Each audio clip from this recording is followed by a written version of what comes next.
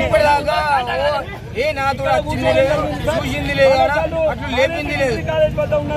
3 ఆనెలు పట్టే 3 ఆనెలకు నానిపోయినాయి. పూర్తిగా లాకలు వచ్చినాయి. దయచేసి మాకు ఇప్పటికైనా ఈ రోజు నుంచి ఎందుకోసం అంటే ఎలాంటి తరుగు లేకుండా వచ్చిన ధాన్యాన్ని కూడా యథావిధిగా వెంటనే అట్లాగే తూకాలు వేసి వెయ్యని అట్లని కూడా వెంటనే తూకాలు వేయాలి సార్. దయచేసి ఎలాంటి కడత లేకుండా మీరు హామీ ఇస్తే ఇక్కడ రైతులందరం కూడా మేము బయటకు వెళ్ళడానికి సిద్ధం అంతే. ఇంకేం లేదు.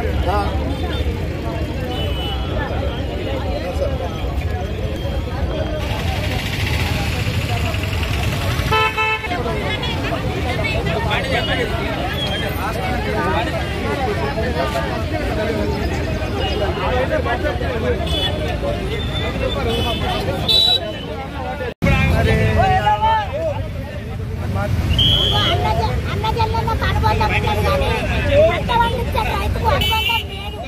రైతును దూరకొచ్చిండ్రు.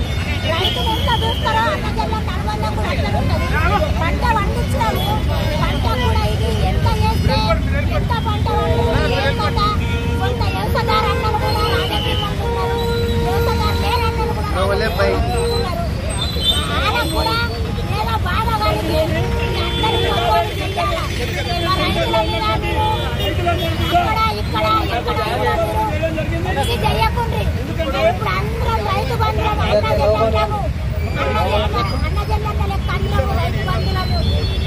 పంట పండించినాము, మాకు బాధ అయింది. మేము ఒక్కతన ధర్నా చేస్తున్నాము. ఎమ్మెల్యే కానీ కలెక్టరే కానీ రేవంత్ రెడ్డి అన్న కానీ ఎక్కడైనా కానీ